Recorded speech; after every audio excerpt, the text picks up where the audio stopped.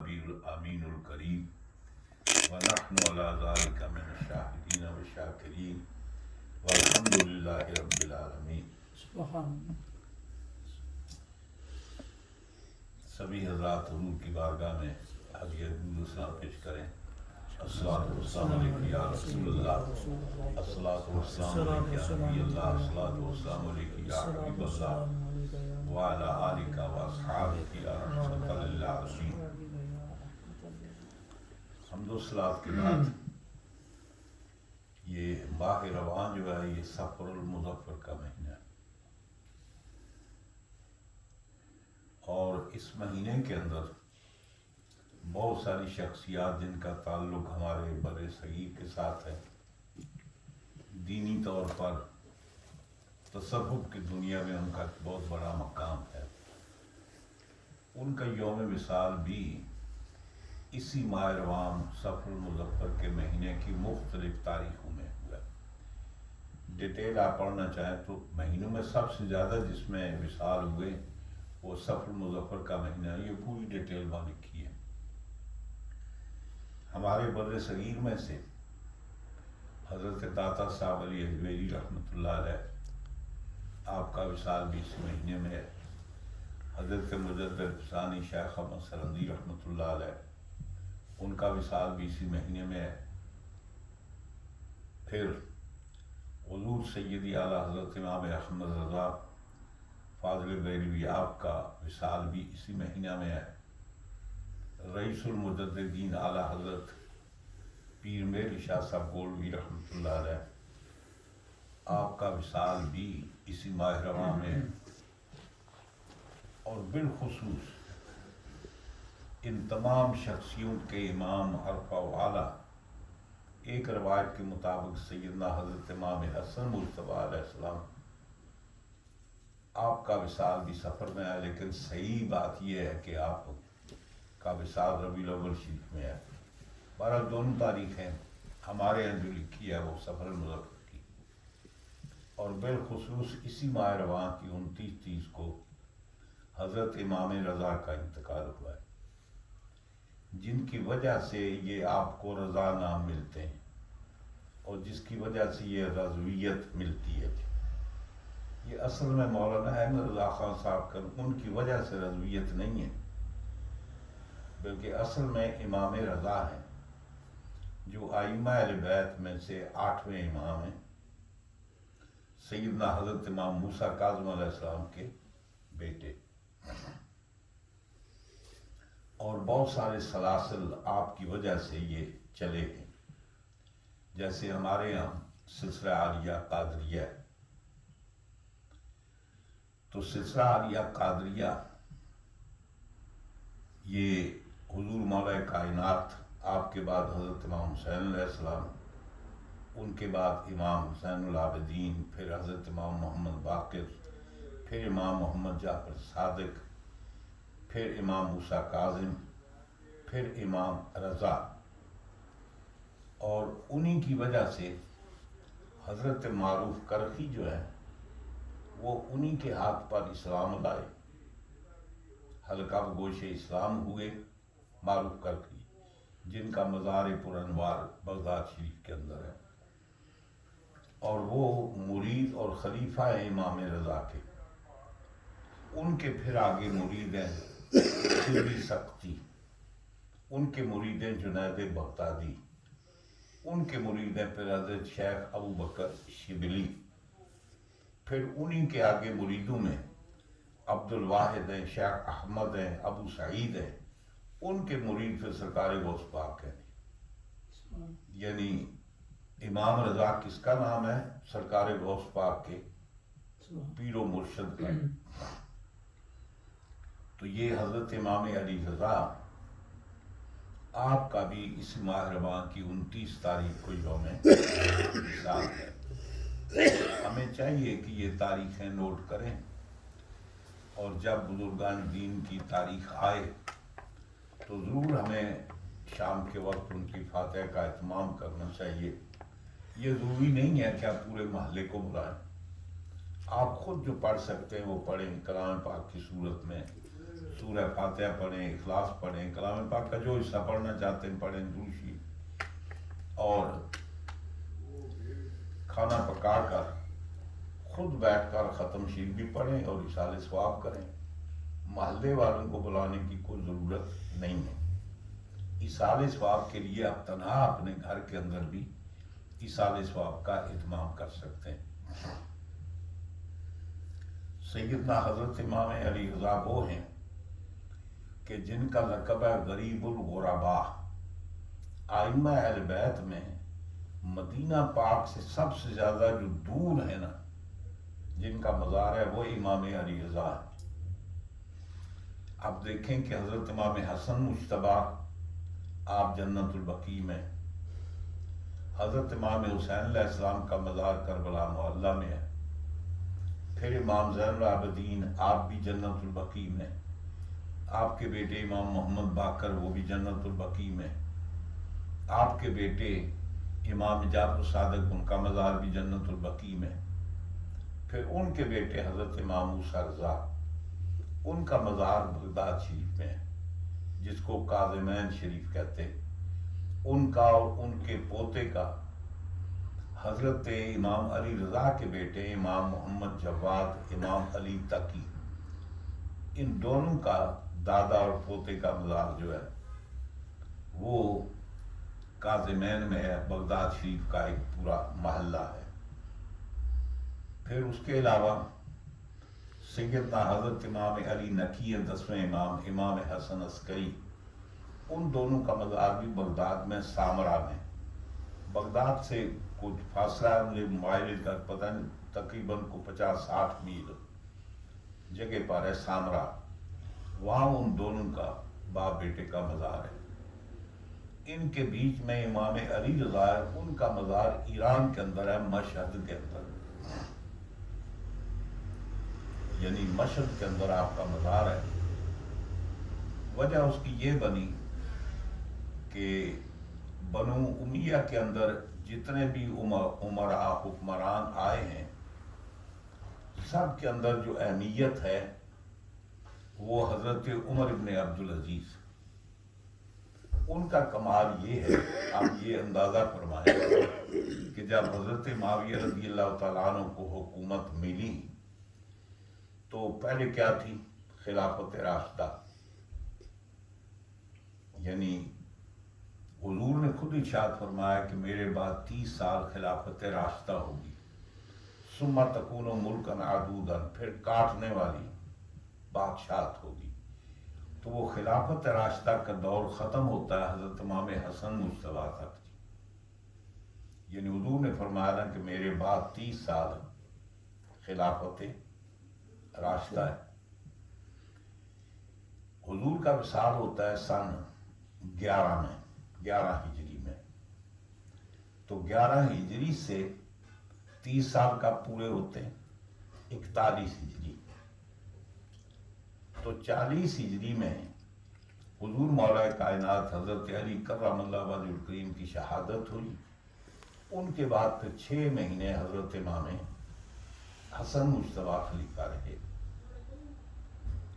اور جب 30 سال کی میعاد پوری ہوئی، آپ کے حکومت چھوڑنے کے اسباب میں ایک سبب یہ بھی ہے، آپ خلیفہ راشد رہنا چاہتے تھے، بادشاہ نہیں بننا چاہتے تھے، کیونکہ حضور نے فرمایا کہ میرے بعد 30 سال خلافت راشدہ ہوگی، اس کے بعد ملوکیت ہوگی، بادشاہت ہوگی۔ تو جب وہ ایگزیکٹ 30 سال پورے ہوئے تو آپ نے حکومت چھوڑ دی۔ تو آخری خلیفہ راشد کون ہے؟ حضرت امام حسن علیہ السلام۔ اب اس کے بعد حضرت معاویہ آئے، ان کو حکومت کون سی ملی؟ خلافت راشدہ، پیور، خالص، جس کے اندر کوئی برائی نہیں، کوئی ایسی بات نہیں۔ وہ تشریف لائے، نتیجہ یہ ہوا کہ اس خلافت کو ملوکیت میں بدل دیا جی۔ وہ پہلے خلافت تھی، اب کیا ہوگی؟ بادشاہت ہوگی۔ پھر ان کا دور آیا، ان کے دور کے بعد پھر یزید کا دور آیا، پھر 1 مہینے کے لیے یزید کا بیٹا معاویہ آیا جناب، پھر ان کے بعد مطلب 6-7 مہینے مروان آیا، اس کا دور رہا، مروان کے بعد اس کا بیٹا عبد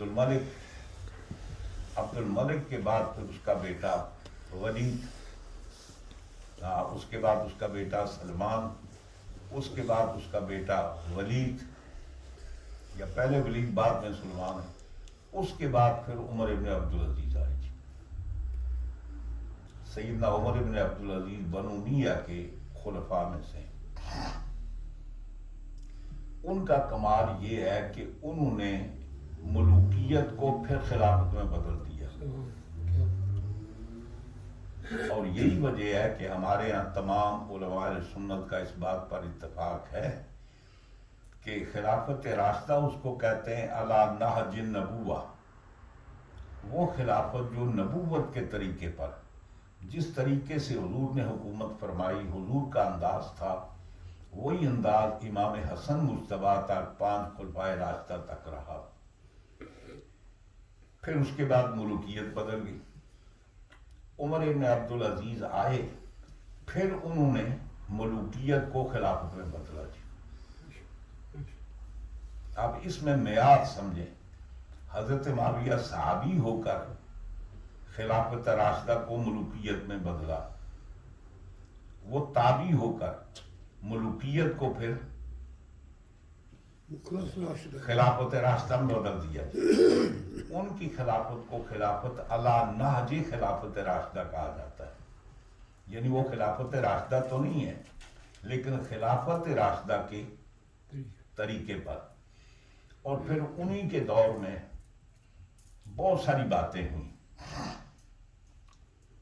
مثال کے طور پر جب یہ بعد میں دور آیا نا، تو حضور کی جتنی پراپرٹی تھی، حضور کی جتنی وراثت تھی، باغ فدق، اس کے علاوہ باقی جتنے وراثت تھی، وہ یہ ہوا کہ ایک دور میں وہ ساری کی ساری بطور جاگیر کے مروان کو عطا کر دی گئی، مروان اس کا مالک ہو گیا۔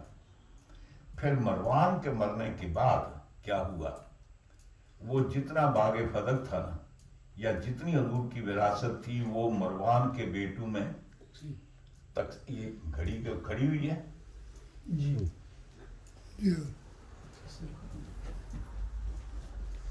میں اس کو ٹائم دیکھ رہا تھا، حال ہی نہیں پرسوں کا کہا ہوا جی، ان کو سجے لا کے بدل سکتے۔ ہاں جی، نتیجہ یہ ہوا کہ جب وراثت میں تقسیم ہو گئی نا جی، اب مروان کو ملی، پھر مروان کا بیٹا عبد الملک تھا، اس کے حصے میں آئی، دوسرا اس کا بیٹا عبدالعزیز تھا، اس کے حصے میں آئی، پھر جو وہ مرتے گئے تو ان کی اولاد کے اندر وہ تقسیم ہوتی گئی۔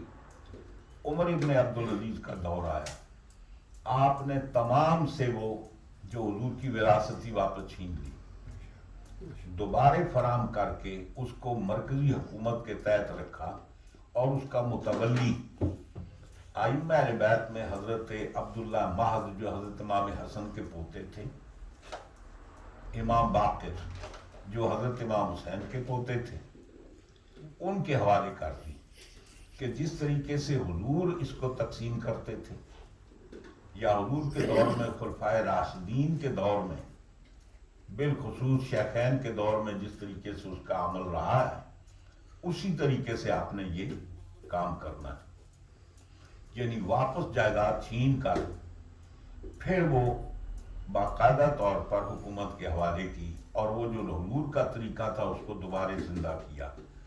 اس لیے پتہ ہے مجدد کس کو کہتے ہیں؟ پہلی صدی کے مجدد حضرت عمر ابن عبدالعزیز ہیں۔ مجدد اس کو کہتے ہیں کہ دین کے اندر، سیاست کے اندر، کسی سبجیکٹ کے اندر جو خرابی ہو، اس خرابی کو دور کر کے پھر اس کو اصلی پوزیشن پر لے آنا، یہ کار تجدید ہے۔ اور پوری امت کے متفقہ جو مجدد ہیں وہ صرف ایک ہے، وہ حضرت عمر ابن عبدالعزیز ہے۔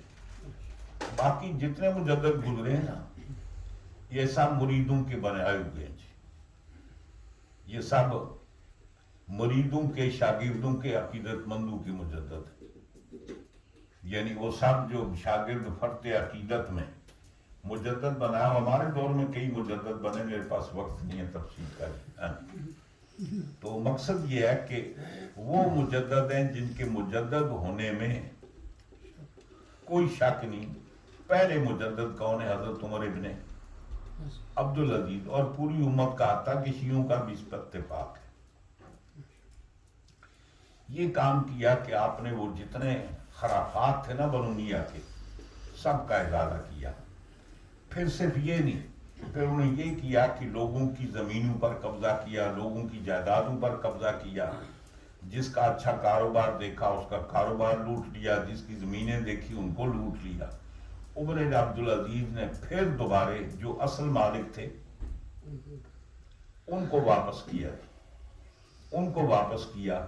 اور ایسا دور آیا, یہ انہی کا دور ہے کہ لوگ زکوٰۃ لے کر سڑکوں پر کھڑے ہوتے کہ ہے کوئی زکوٰۃ لینے والا. پوری امت مسلمہ میں زکوٰۃ لینے والا کوئی نہیں تھا.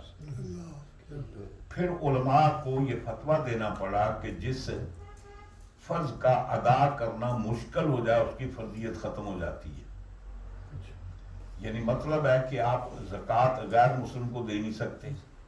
مسلمانوں کے اندر کوئی زکوٰۃ کا اہل ہی نہیں ہے.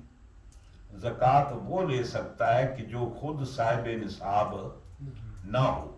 اس کا مطلب وہ دور تھا کہ ہر مسلمان کا فرد خود صاحب نصاب تھا, زکوٰۃ دینے کے قابل تھا. تو دوبارہ آپ نے اس نظام کو بدلا, لیکن ایسے لوگوں کو زیادہ زندگی نہیں ملتی. اتفاق سے آپ یوں کہیے کہ سیدنا حضرت ابوبکر صدیق رضی اللہ تعالیٰ عنہ اپنی طبی موت سے دنیا سے گئے. حضرت عمر فاروق کا ان کو شہید کیا گیا, عثمان غنی کو شہید کیا گیا, مولا کائنات کو شہید کیا گیا, امام حسن مجتبیٰ کو شہید کیا گیا, عمر ابن عبدالعزیز کو بھی زہر دے کر شہید کیا گیا. اور آپ کی حکومت کا دور کتنا؟ 2 سال اور کچھ مہینے. یعنی 2 سال اور کچھ مہینے کے اندر آپ نے پوری کائنات کا نظام بدل کر رکھ دیا. یہ پاکستان کیا, یہ چون چون کا مربع ہے, یہ تو چھوٹا سا ملک ہے نا. تو عمر ابن عبدالعزیز جب حکمران تھے تو پورے کا پورا عراق, پورا شام, پورا عرب اور افریقہ اور ایشیا تک, چین تک, یہ سنٹرل ایشیا سارا, اور مطلب ہے کہ سندھ اس کا علاقہ کافی, افریقہ کافی علاقہ, اس پورے علاقے کے تنہا حکمران تھے. اور اس وقت رسل و سائل کے وسائل بھی بڑے محدود تھے. وہ کاریں نہیں تھی, جہاز نہیں تھے, ایسا نہیں تھا. لیکن اس کے باوجود اگر آدمی کے پاس خلوص ہونا تو چند دنوں کے اندر یہ سارے معاملات ہو سکتے ہیں. تو 2 سال کے اندر آپ نے پوری کایا پلٹ کر رکھ دی جناب. پھر اس نظام کو دوبارہ خلافت راشدہ کے عنوان پر لے آئے. پھر کبھی موقع ملا تو ان کے بارے میں تفصیلیں عرض کروں گا. بنو عباس میں سے جس طریقے سے بنو امیہ کے جتنے دور سے گزرے بیشتر سارے خبیث ہی تھے الا ماشاء اللہ. بنو عباس کے اندر بھی یہی ہے. جب بنو عباس کا دور آیا, عباس صفا پہلا آدمی جو 132 میں بادشاہ بنا, ظلم کی انتہا کی. اس کے بعد پھر ابو جعفر منصور آیا, اس نے بھی کوئی کمی نہیں کی. پھر ہادی آیا, پھر مہدی آیا, پھر ہارون رشید آیا. کوئی انہوں نے کمی نہیں, کسی نے زیادہ کیا, کسی نے کم کیا, کہ ظلم سے سب کے ہاتھ رنگین تھے. ہارون رشید کے 2 بیٹے تھے, امین الرشید اور مامون الرشید. مامون الرشید بلا کا فاضل آدمی تھا,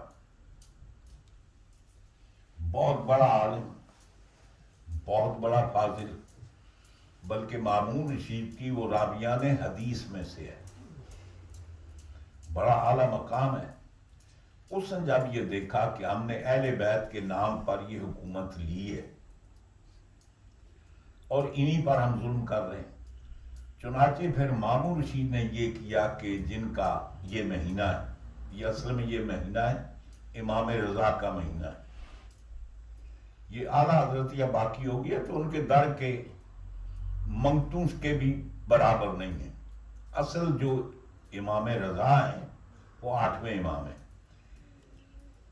ان کا جب دور تھا تو مامون رشید نے یہ کیا کہ اپنے بعد وصیت کی کہ میرے بعد ولی عہد امام رضا ہوں گے.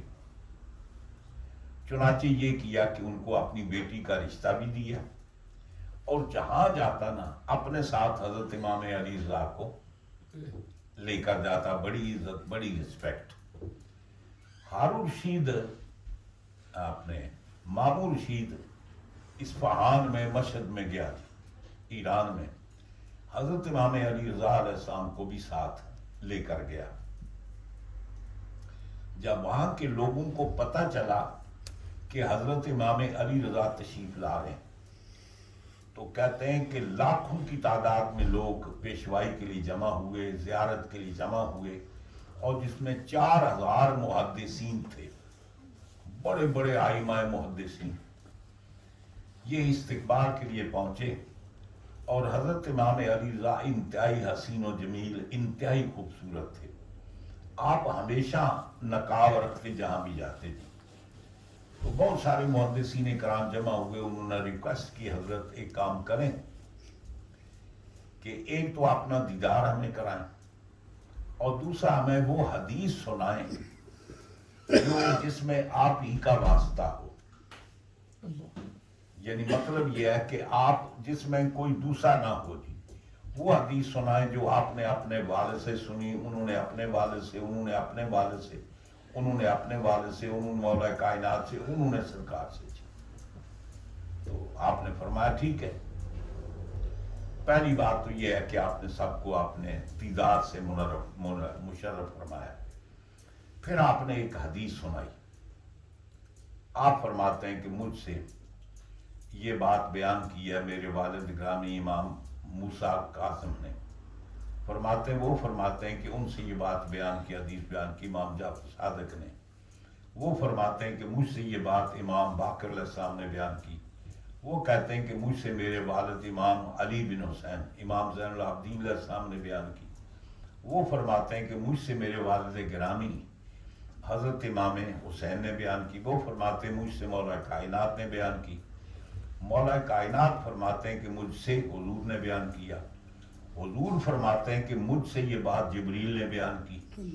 جبریل کہتے ہیں کہ مجھ سے اللہ نے بیان کیا.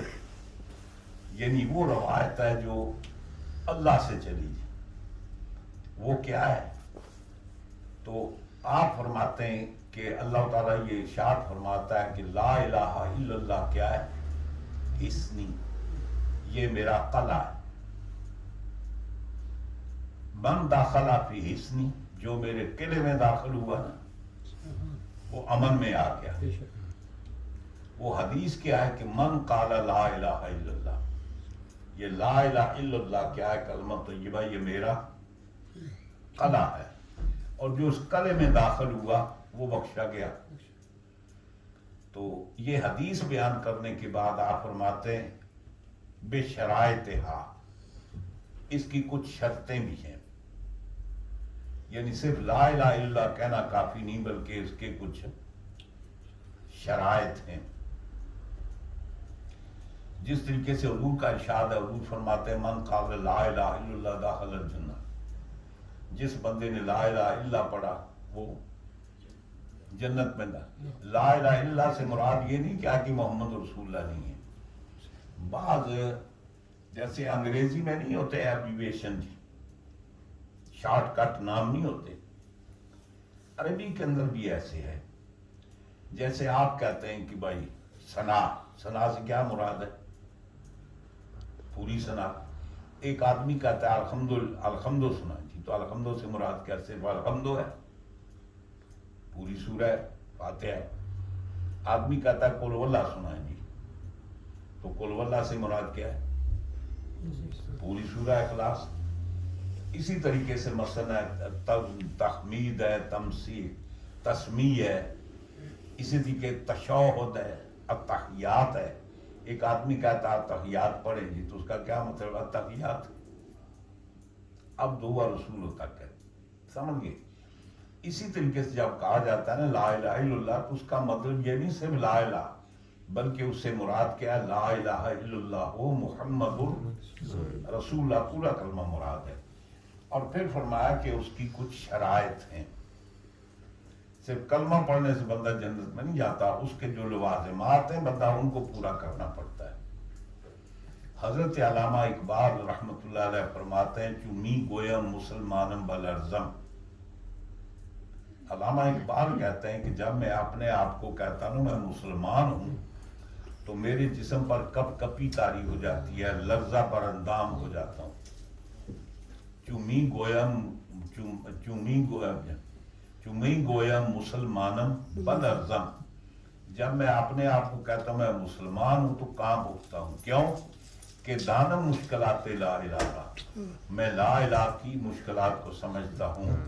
یہ لا الہ کہنے کے جرم میں پتھروں پر بھی لیٹنا پڑتا ہے، پھر پورا خاندان بھی اس لا الہ کی حفاظت میں قربان کرنا پڑتا ہے، قربانیاں دینی پڑتی ہیں۔ تو لا الہ کے تقاضے ہیں۔ لا الہ بندہ پڑھے، نہ نماز پڑھے، نہ روزہ رکھے، نہ سچ کا دامن پکڑے، جتنی دنیا بھر کی برائیاں بیان کرے تو لا الہ الا اللہ کا تقاضا تو پورا نہیں کیا۔ تو امام علی رضا علیہ السلام فرماتے ہیں بے شرائطہا، اس کے کچھ شرائط ہیں، ان شرائط کے ساتھ لا الہ الا اللہ پڑھو گے تو پھر اللہ کے قلعے میں داخل ہوگے۔ اور آپ فرماتا ہے انا من شروطہی، میں بھی اس کی شرطوں میں سے ایک شرط ہوں، مراد اہل بیت۔ ہم اہل بیت کی محبت بھی ایمان کے شرائط میں سے ہے، یعنی حضور کے بعد صرف اہل بیت اطہار ہیں کہ جن کی محبت ایمان ہے، جزو ایمان۔ اور اس لیے امام شافعی رحمۃ اللہ علیہ بھی فرماتے ہیں، تو آپ نے فرمایا کہ یہ حدیث آپ نے بیان فرمائی، بڑے 4000 محدثین کرام تھے جنہوں نے یہ تحریر کیا، لکھا۔ اور اس روایت کے بارے میں امام احمد بن حنبل کہتے ہیں کہ حدیث نا یہ سند جس اگر کی پاگل کے سامنے بیان کریں تو اس کا جنون دور ہو جائے گا۔ یہ سند جو ہے نا، یہ ائمہ اہل بیت کے نام، یہ نام اگر پاگل کے سامنے ذکر کیے جائے تو اس کا پاگل پن ختم ہو جائے گا۔ وہ امام علی رضا علیہ السلام جن کا وصال اسی مہینہ میں ہے، آپ وہاں تشریف لیں گے۔ بنو عباس سارے مامون رشید سے ناخوش تھے جی، مامون رشید سے بنو عباس کے سارے لوگ ناخوش تھے کہ یہ تو ہمارے خاندان سے حکومت نکل جائے گی۔ انہوں نے جناب ان کو اپنا ولیعہد بنا لیا، اب کیا کیا جائے؟ سب نے مجبور تھا، اس نے کہا نہیں، اہل بیت پر بڑا ظلم ہوا ہے، بڑی زیادتی ہوئی ہے، یہ ان کا حق ہے، یہ ملنا چاہیے۔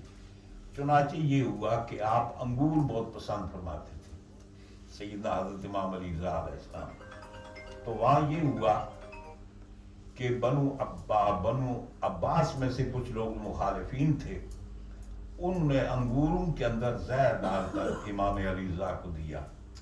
تو آپ جب وہاں اصفہان میں مشہد میں پہنچے نا تو دعوت ہوئی، آپ نے کھانا کھایا، انگور تناول فرمایا، اس کے بعد آپ کا وہاں انتقال ہوا، شہادت ہوگی۔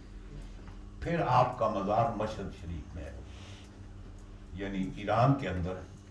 اور عجیب اتفاق ہے، میں تو خیر نہیں گیا، آپ کبھی غور کریں، دیکھیں، اتنے حج کے اندر اجتماع نہیں ہوتا جتنا ان کے مزار پر ہوتا ہے جی۔ اور بے تحاشا بہت بڑا بنا ہوئے بڑے مزارات، تو ان کو کہتے ہیں غریب الغربا، یعنی اپنے خاندان میں سب سے دور اگر کسی کا مزار ہے تو وہ حضرت امام رضا ہے۔ انہی کی وجہ سے یہ رضا کا الفت و محبت، سرکار غوث پاک جیسی شخصیت حضرت امام علی رضا کے مریدوں میں سے ان کا فیض ہے۔ تو میں نے عرض کیا کہ یہ مہینہ سیدنا حضرت امام علی رضا علیہ السلام ان کی یادداشت کا بھی ہے۔ تو 29 صفر کو آپ کا یعنی شہادت یوم وصال ہے۔ جب آپ شہید ہوگے تو آپ کا مزار پھر وہیں مشہد میں بنایا گیا۔ اس سے پہلے ہارون رشید، مامون رشید کا باپ، وہ ایران میں گیا، اس کا بھی وہاں انتقال ہوا، اس کا مزار بھی وہاں مشہد میں ہی ہے۔ تو مامون رشید نے یہ کیا کہ اپنے والد ہارون رشید کے مزار کے ساتھ حضرت امام علی رضا علیہ السلام کا مزار بنایا۔ آپ کے بیٹے امام محمد جواد جو آپ کے وصال کے وقت، آپ کا وصال تقریباً 200 میں ہوا جی، 200 اور کچھ میں، 201 میں یا 202 میں۔ اس کے بعد آپ کے بیٹے امام محمد جواد امام علی تک ہی رہ گئے۔ ان کو پھر ہارون رشید نے، مامون رشید نے یہ کیا کہ اپنی بیٹی کا رشتہ ان کو بھی دیا اور ان کی اپنی حفاظت کے اندر تربیت کی۔ وقت ہی پھر کبھی عرض کروں گا ان کے دن میں کہ ان کے ایام میں جب مامون رشید نے ایک بچے کو جن کی 12-13 سال عمر ہے وہ بڑا مقام عطا کیا، اپنی بیٹی کا رشتہ بھی دیا اور بڑا پروٹوکول شاہی دیا۔ بنو عباس وغیرہ سارے بندے کہنے لگے کہ آپ نے ایک بچہ جس نے کوئی پڑھا ہو لکھا نہیں ہے، کوئی علم نہیں ہے، کچھ نہیں ہے، تو آپ نے اس کو یہ اتنا بڑا مرتبہ عطا کر دیا۔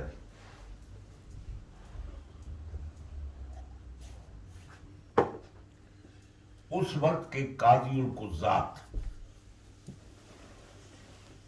یعنی بنو عباس کے دور میں حضرت امام اعظم ابو حنیفہ رضی اللہ تعالیٰ عنہ کو وصال کے بعد جو چیف جسٹس عالم اسلام کے بنے وہ امام صاحب کے شاگردوں میں قاضی ابو یوسف ہیں۔ ان کے شاگرد ہیں یحییٰ بن اقسم۔ ان کے وصال کے بعد پھر وہ قاضی القضات تھے، چیف جسٹس تھے، یحییٰ بن اقسم۔ یہ مامون رشید کے دور میں لوگوں نے اعتراض کیا کہ یہ آپ نے اس بچے کو اتنا کو پڑھا لکھا نہیں ہے، فلاں اس طرح کی بات نہیں ہے، تو آپ نے ان کو اتنا بڑا مرتبہ اور مقام کیسے عطا کیا؟ مامون رشید نے ایسے کر لیتے ہیں، آپ جتنے بڑے بڑے امت کے علماء ہیں ان کو جمع کریں جی، ان کو بٹھاتے ہیں، ابھی مقابلہ کرا لیتے ہیں جی، آپ کو پتہ چلے گا کہ یہ پڑھے لکھیں یا نہیں لکھیں۔ بعض علوم وہ ہوتے ہیں کہ جو درسگاہوں میں حاصل ہوتے ہیں جی، محنت شاقہ کے بعد حاصل ہوتے ہیں۔ بعض علوم وہ ہوتے ہیں جو من جانب اللہ، اللہ کی طرف سے، جس کو علم لدنی کہتے ہیں۔ علم لدنی، لدنی کس کو کہتے ہیں؟ جیسے اللہ تعالیٰ حضرت خضر علیہ السلام کا بتاؤ من لدن علم، ہم نے اپنے پاس سے ان کو علم عطا کیا۔ تو جس کو اللہ تعالیٰ بلا واسطہ کو علم عطا کرتا ہے اس کو علم لدنی کہتے ہیں۔ جیسے سرکار کا علم لدنی ہے۔ تو بعض شخصیات وہ ہوتی ہیں کہ جن کو اللہ تعالیٰ علم لدنی عطا فرماتا ہے، اپنے پاس سے علم عطا کرتا ہے، ان کو محنت کرنے کی ضرورت نہیں ہوتی۔ ہمارے یہاں بہت سارے لطیفے مشہور ہیں، بعض بزرگوں کے حالات بھی ایسے آتے ہیں، باقی چھوڑ دیں۔ ہمارے اہل سنت کے ائمہ بڑی ٹاپ کی شخصیت حضرت علامہ سعد الدین تفتازانی۔ حضرت علامہ سعد الدین تفتازانی یہ امیر تیمور کے دور میں ہوئے ہیں جی، بہت بڑی درسگاہ اور بے شمار کتابوں کے مصنف ہیں، کوئی سبجیکٹ نہیں چھوڑا جس پر آپ کی تصنیف نہیں ہے۔ یہ ہمارے شرح قائد نہیں، شرح قائد نصفی جس کو کہتے ہیں، اس کی شرح علامہ سعد الدین تفتازانی، شرح مقاصد یہ ان کی کتاب ہے۔ پھر اس طریقے سے علم معانی کے اندر مختصر معانی ہے، مطول ہے، بڑی بڑی کتابوں کے آپ مصنف ہیں۔ کوئی سبجیکٹ منطق، فلسفہ، فقہ، کوئی سبجیکٹ نہیں جس کے اندر آپ نے کوئی کتاب نہیں لکھی۔ آپ جب طالب علم تھے نا، پڑھتے تھے، یہ تمام جہاں بھی آپ کی بایوگرافی ہے یہ آپ کو ملے گا۔ آپ پڑھتے تھے اور بڑے کن ذہن تھے، سبق یاد نہیں ہوتا تھا، بڑے پریشان۔ اب رات بھر باقی جو طلباء ہیں وہ سبق پڑھتے، یہ پوری پوری رات جاگتے، اور بعض روایت میں آتا ہے یہ ہوتا ہے کہ آپ نے چھت کے ساتھ ایک رسی ڈالی ہوئی اپنے بالوں کے ساتھ باندھی ہوئی تھی۔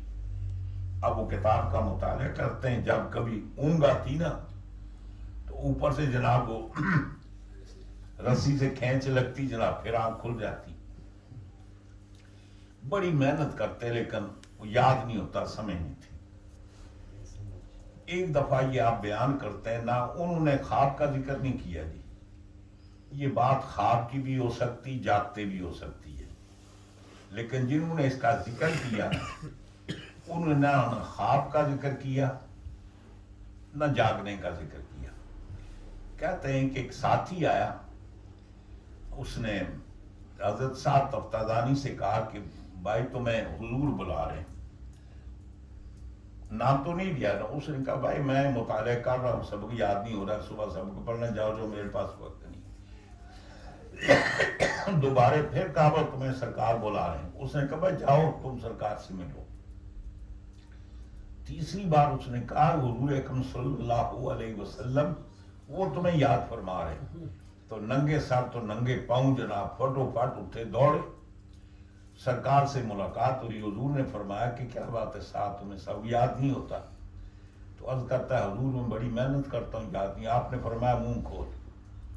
حضرت صاحب تفتازانی نے منہ کھولا. نتیجہ یہ ہوا کہ حضور نے لعاب دہن ڈالا. جو پڑھا تھا وہ بھی سارا حاضر ہو گیا، جو نہیں پڑھا تھا وہ بھی آ گیا. اب پورے درسگاہ میں نالائق ترین آدمی یہ تھے. اب دوسرے دن جب استاد پڑھانے کے لیے آئے نا، تو انہوں نے کئی اعتراض اور کئی تشریحات کی جناب.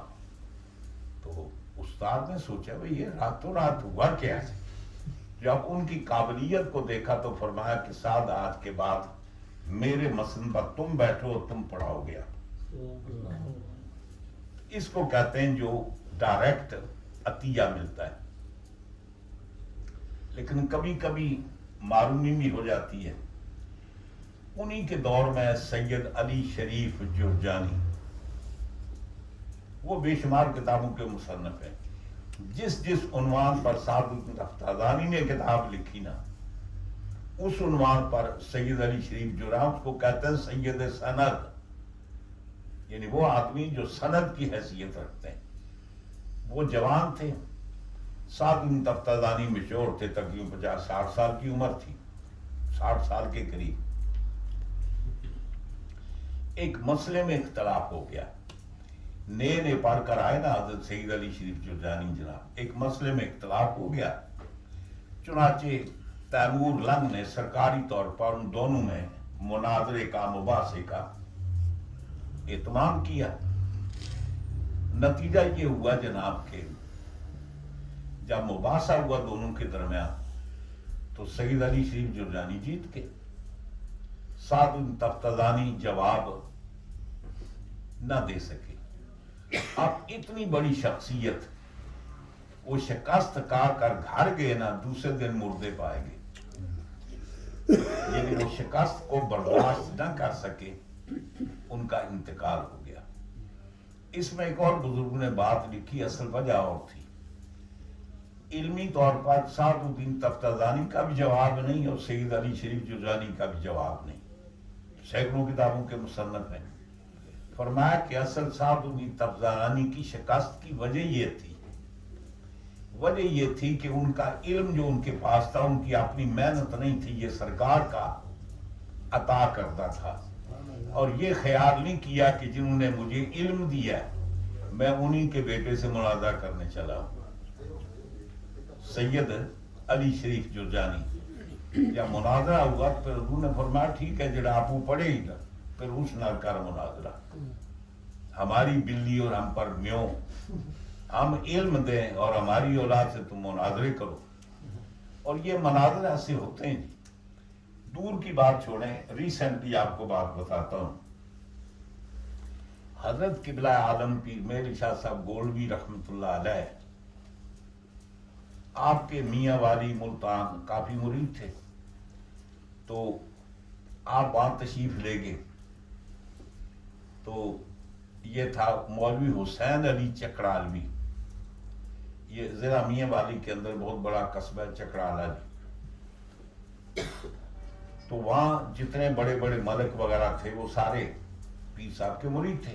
پیر صاحب وہاں جاتے حسین علی بار بار چیلنج کرتا ہو مجھ سے مناظرہ کریں، مجھ سے مناظرہ کریں، مجھ سے مناظرہ کریں. لوگ پیر صاحب سے کہتے فرماتے چھوڑو جانے دو. جب اس نے زیادہ شور مچایا نا تو پیر صاحب نے سوچا وہ مجھے مناظرے کی ضرورت نہیں. آپ کے عام مدرس تھے مولانا محمد غازی صاحب گولڑے شریف کے اندر، جو آپ کے بیٹے بابو جی صاحب کے استاد ہیں. اور آپ کبھی گولڑے شریف گئے یا جائیں تو آپ کو مزار ملے گا جہاں پیر بیلی شاہ صاحب کے آباء و اجداد والد گرامی کا مزار ہے نا، وہی مولانا غازی صاحب کا مزار ساتھ ہے، یعنی وہی دربار اجیا گولڑا شریف میں. تو غازی صاحب مقرر کیا کہ ٹھیک ہے ان سے مناظرہ کر لو. مناظرے کی گفتگو ہوئی. بات تو پیر صاحب خود کرنا چاہتے تھے لیکن آپ مناسب نہیں سمجھتے اس آدمی سے میں بات کروں. اور حسین علی کو چھوٹا بندہ نہیں، یہ جو پنڈی کا نہیں غلام خان اس کا استاد تھا. ہاں جی. اب جب گفتگو چلی نا تو مولانا محمد غازی صاحب نے ایک سوال کیا اس سے، تو وہ کو جواب دینے لگا تو پیر صاحب یہ صدر مناظرہ تھے. پیر صاحب بولے، کہتے ہیں مولانا آپ یہ بتائیں، غازی صاحب کو یہ سوال کرنا چاہتے ہیں کہ یہ جو ایمان ہے یہ پہلے یہ بتائیں کہ تصدیق کی قسمیں کتنی ہیں اور ان کی تعریف فرمائیں. اور یہ بتائیں کہ یہ جو ایمان کو بھی ہم کہتے ہیں اقرار باللسان و تصدیق بالقلب، یہ کون سی تصدیق ہے، اس کا مفہوم بتائیں. اب نتیجہ یہ ہوا کہ مولوی صاحب چپ. 1 منٹ 2 منٹ 10 منٹ 15 منٹ بول ہی نہ سکے جی، یعنی زبان گنگ ہوگی، بول نہیں سکے جی. اس کے بعد اتفاق ایسے ہوا کہ مناظرہ تو ختم ہو گیا. جب مولوی صاحب کو اٹھایا تو پورے کا پورا اسٹیج گیلا تھا، پیشاب شوب نکل گیا، بڑی رسوا قسم کی شکست ہوئی.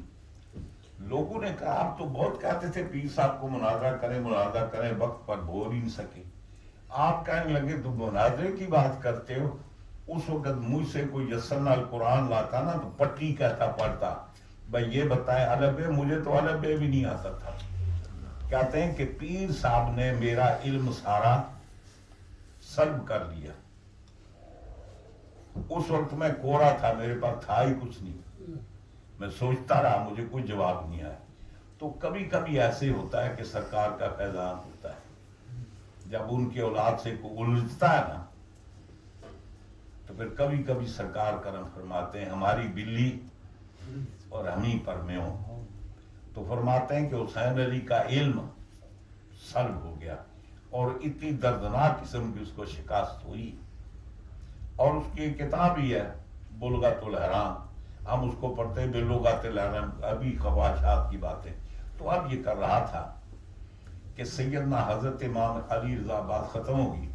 امام علی رضا کے بیٹے امام محمد جواد تقی جناب، ان کے ساتھ پھر پوری عالم اسلام کے علماء، قاضی القضات، یحییٰ بن اقسم، بڑے بڑے علماء موجود تھے. پھر ان کے درمیان جب گفتگو ہوئی نا تو ایک 12-13 سال کا بچہ ان سے انہوں نے پوچھا، اچھا یہ بتائیں کہ یہ جو دم دیا جاتا ہے، دم کی حیثیت کیا ہے؟ یہ جو حاجی نہیں غلطی کرتے ہیں، اس دم کی غلطی اگر حاجی شکار کرے تو دم کی غلطی کیا ہے؟ آپ نے فرمایا سوال آپ کا کلیئر نہیں ہے. وہ جو جنایت کرنے والا اس نے حرم کے اندر کی یا حرم کے باہر کی؟ وہ جنایت کرنے والا مرد تھا یا عورت تھی؟ پھر اس نے احرام کی حالت میں کی یا احرام کھول کر کی؟ پہلے اس مسئلے کی وضاحت کرے پھر میں بتاتا ہوں. فرماتے ہیں کہ اگر اس کا احرام کا عمرے کا احرام تھا، احرام کے اندر اس نے کی، اگر فلاں چیز کو مارا تو یہ ہے، فلاں تو یہ ہے. اگر احرام میں نہیں تھا تو پھر یہ ہے. اگر حج کا احرام تھا تو پھر یہ ہے. حدود حرم میں یہ ہے، حدود حرم کے باہر یہ ہے. پوری ڈیٹیل کے ساتھ آپ نے وہ پوری تفصیلات بتائیں. آپ نے فرمایا قاضی صاحب آپ سے ایک میں مسئلہ پوچھتا ہوں، آپ یہ بتائیں وہ کون سی عورت ہے جو ایک مرد کے لیے مطلب ہے حرام ہے، صبح کے بعد حلال ہوگی، زور کے وقت پھر حرام ہوگی، زور کے بعد پھر حلال ہوگی، عصر کے وقت پھر حرام ہوگی، عصر کے بعد پھر حلال ہوگی، مغرب کے بعد پھر حرام ہوگی، اس کے بعد پھر حلال ہوگی، عشاء کے بعد پھر مطلب پہلے حرام، اس کے بعد پھر حلال ہوگی۔ آپ بتائیں وہ کون سی عورت ہے؟ سارے جتنے سے چکرا گئے جناب، ان کا ہمیں تو نہیں آتا، یہ آپ ہی بتائیں، اور ابھی وقت ہو گیا ہے، یہ اگلے جمعے آپ کو بتاؤں گا کہ وہ کون سی عورت ہے، وہ کیا صورت ہے۔ اصل بات ہے کہ 10 12 13 سال کی عمر ہے۔ یہ حضرات وہ ہیں ائمہ اہل بیت کہ جن کو اللہ تعالیٰ نے علم لدنی عطا فرمایا ہے۔ یہ استادوں کا پڑھا ہوا مرہون منت نہیں ہے، یہ سرکار کے بتانے کا، وہ آئندہ جو میں انشاءاللہ عرض کروں گا۔ پڑھانے کے بھی 2 طریقے ہیں جناب۔ تو یہ مہینہ جو ہے، یہ مہینہ ہے مہینہ رضا، حضرت امام علی رضا کے نام پر آپ اسی ماہ رواں کی 28 تاریخ کو یا 29 کو آپ کا وصال ہوا ہے، تو ان کی بارگاہ میں خراج عقیدت پیش کرنا چاہیے۔ جو آیت پڑھی اس پر عنوان پر انشاءاللہ آئندہ جو میں گفتگو کریں گے۔ آپ صفحے بنائیے اور سنتے پڑھیے۔